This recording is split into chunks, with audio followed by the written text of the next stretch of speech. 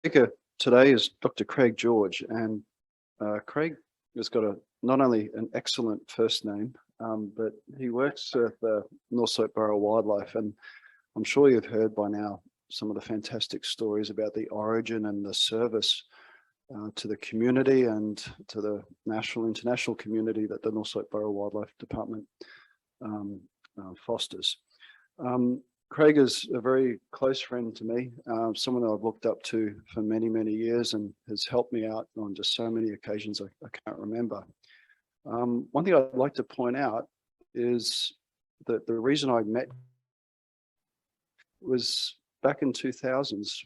Back in 2000, when Ben Jones, Andy Mahoney, Bob Hollister, I were all just starting and getting our foot in the door, we used to eat at the Philosophic College Cafe.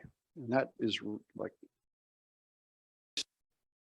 North Slope Borough Department. At that time, the Borough Arctic Science Consortium had the wing NAL 360 building just on the other side of the cafe. And so it was this fantastic sense of community, camaraderie, serendipity and opportunity for all sorts of fantastic scientific interactions. So the point being is, if I was a grad student starting now, I would not have met people like Craig George. So I think as we think of moving forward, it's not only, we not only have to admire this amazing sort of disciplinary based science, but think about how we can create that serendipity opportunity for spontaneity and invest in that next generation of students. Can then grab those ideas, those spur of the moment, sometimes unplanned experiences or discussions, and then use that to grow our and further understanding. So again, Craig, thanks for your talk today. Appreciate it. Thanks, Craig. That's an introduction to this talk, which is going to be slightly different than the ones you've just seen, and more following up on the aspect of the themes of yesterday and the community participation and research. And it's very bowhead centric, which is what I studied through most of my career here. But I'll let's see, go on here. So I tried to initially do a quick review of all the large mammal research. And I should say this is, I'm going to focus mainly on large mammal research over the years. And I realized very quickly this was a daunting task, a nearly impossible one. And I tried to list some of the institutions involved. Many universities have just listed them as academia.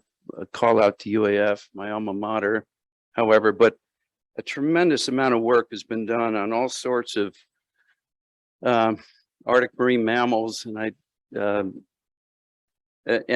terrestrial, marine and terrestrial mammals. So on it goes.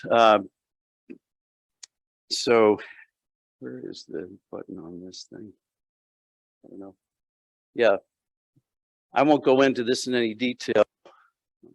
Son Sam there with the lemming, the long-term lemming research. Many of these studies have been going on for 50 years or more. These are the old days at the ARP when there was a large animal colony here. I think some of you know that there was, hey, this is terrible. Sorry, guys. I'm having trouble with I'll stick to this button, I guess. There was a large animal colony here. There seems to be a delay on this. And anyway, a lot of marine and freshwater fish research that I'm not going to discuss, but some tremendous work done there. And I wasn't going to mention avian research, but I did want to mention that this has there's been a tremendous amount of work done over a long time on many species. And in fact, we heard yesterday that Dave Norton got his start studying shorebirds here. And I did want to mention the Guillemot study and George DeVokie, who was invited but could not participate. He's on the island just east of here, and wanted me to mention that the support at NARL has been a tremendous help to him over the years, and would not have been possible without the logistic support provided by NARL and later the Department of Wildlife Management and others. And it call out to David Kennedy about the Occept years as well. So, all right. So again, I wanted to follow up on this theme. There's been a tremendous amount of really long history of collaboration in wildlife research. And we touched on this theme yesterday, that there was some really tremendously good work done years ago. Starting, I think Ann may mention the ethnological work to here done at the Point Barrow in the 1880s and others. The McGuire journals dating back Point Barrow to 1850. There's fantastic records in there, and wildlife sightings, harvest whales, this sort of thing. And then this very nice work, Bee and Hall, the mammals in northern Alaska, is really full of local knowledge. Pete Zavala plays heavily in that. And this tremendous work. And then the collaborations, and here's Pontiac's work, a publication with Lawrence Irving in the 50s. And that sort of quieted down. I think more of the work was through the 60s and 70s was more the basic research process oriented. But that has returned again.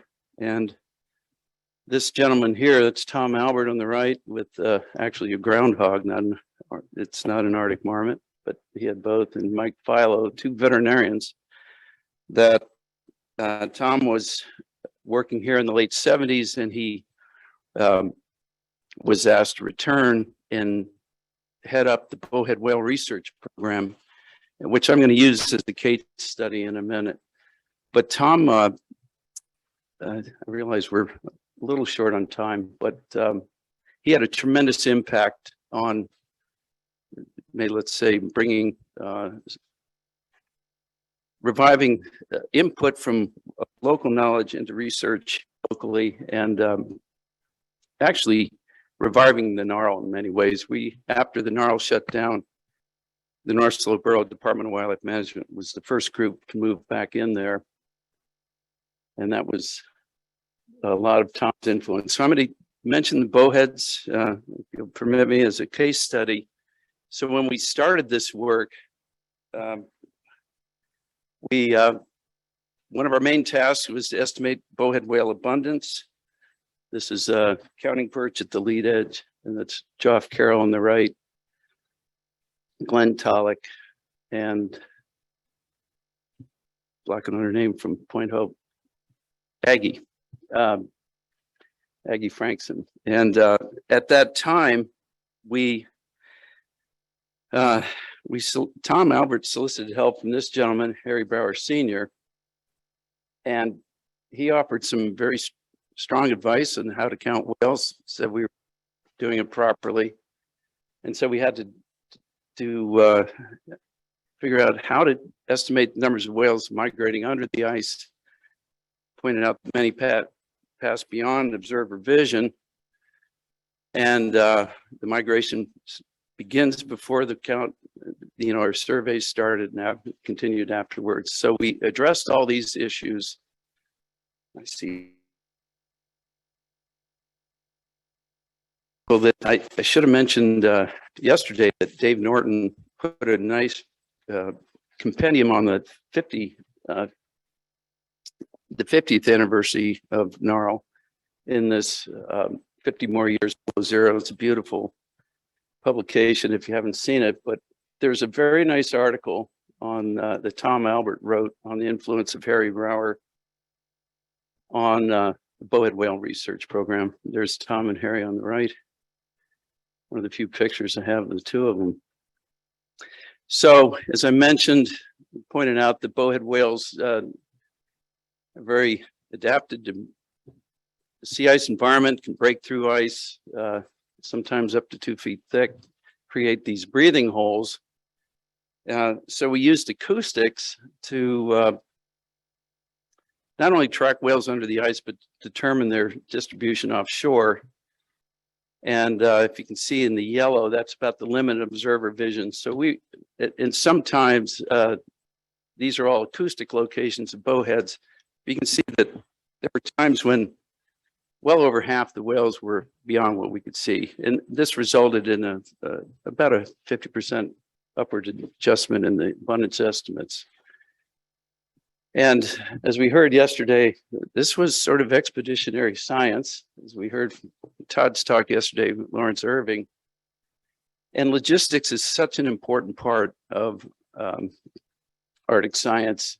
You have to have safe, comfortable camps. A lot of my career I learned was learning from the senior whaling captains how to work safely on the ice. That was a big part. And it's one of the few outhouses built into multi-year ice. Yeah, anyway.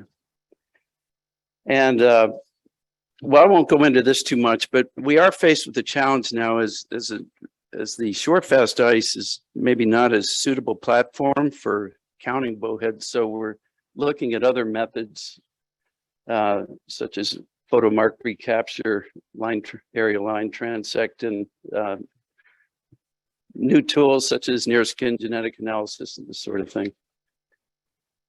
And I do want to mention that the abundance of bowheads has increased dramatically during the period of let's say ice retreat, which was unexpected, but we think there's actually been some perhaps short-term benefits to bowheads from, let's say, limited ice retreat until the Arctic Ocean becomes subarctic.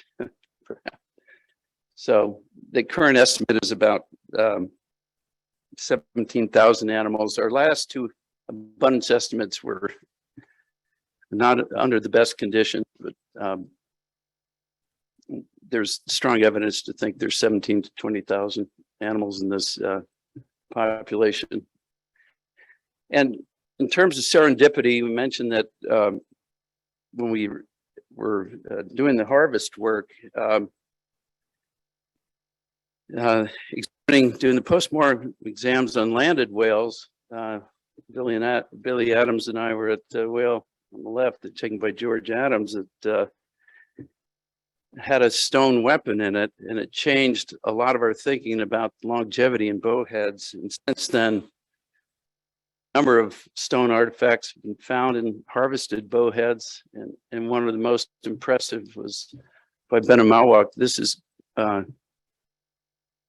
Richard Glenn's uncle and great hunter from Wainwright, showing one of this really remarkable stone weapon that he found.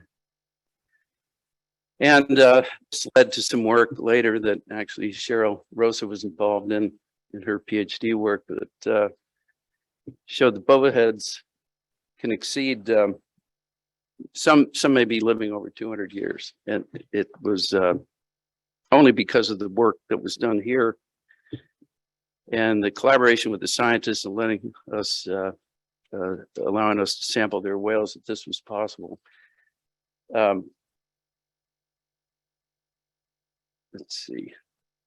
And this is another quick story I'll tell. So one of the big questions during the years when Shell was drilling offshore is whether bowheads were sensitive to hydrocarbons in the air and whether they could smell, essentially.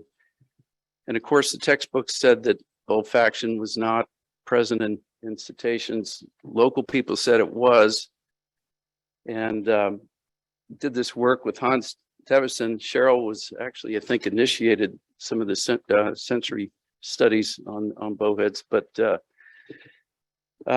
found out, sure enough, they do have olfactory bulbs. They're active, and they have olfactory epithelium in the airway, and very likely can detect odor in air. So that was 3 minutes. Okay. There's Hans with some of the walking whales. Worked with locals on tagging studies and did a lot of telemetry work. And we found out once we handed the tagging tools, to the locals and really improve the success. And this Harry Brower and Billy Adams heavily involved in that. I did want to mention that there were a lot of, I think, well over 400 publications that have just come out of the Bowhead Research Program here over the years. So what have we learned?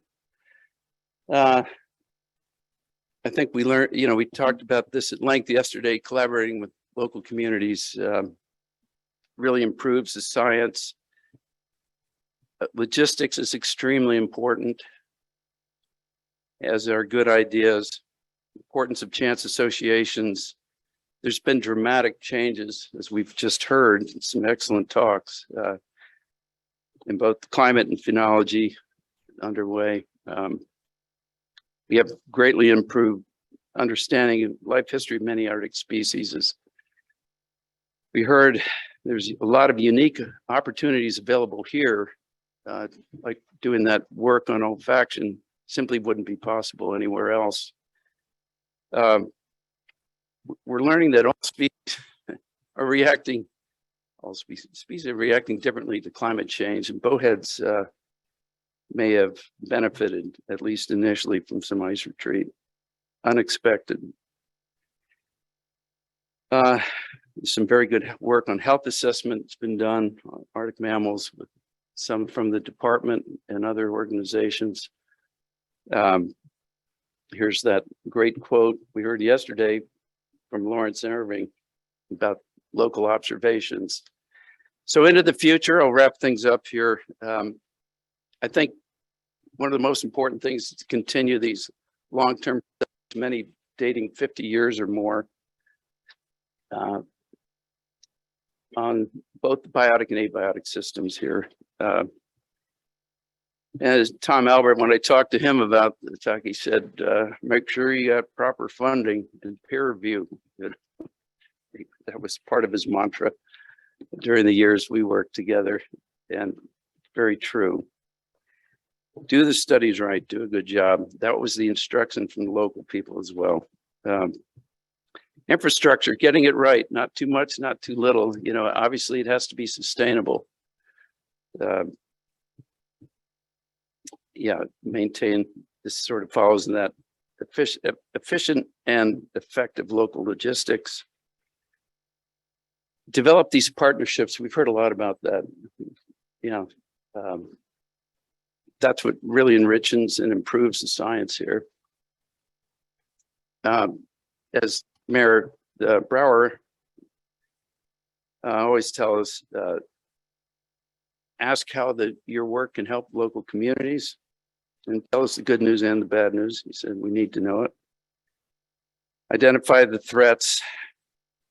In terms of management, we have to continue the wildlife abundance studies and that sort of thing. And document local observations. There's a number of groups doing this, but I can't emphasize enough the point of capturing all this local knowledge that can be somewhat ethereal and have fun. I've certainly enjoyed a career here that, and a lot of it has just been, it's just been an honor to work here. And I hope others will follow in that regard. So that is, and yeah, some final words. Make a commitment, involve the community, be patient. We heard a lot about that, and always give something back. I think work here, remember you're joining a society that shares, that sharing is fundamental to how the Inupiaq society works. And it took me a while to learn this, but you always, if you were asking, gaining information, interviewing senior whaling captains, make sure you reciprocate. So there's Gnarl back in the 70s, and I wanted to call out to John Kelly, one of the last director of Gnarl that recently passed on. So appreciate your time. Thank you.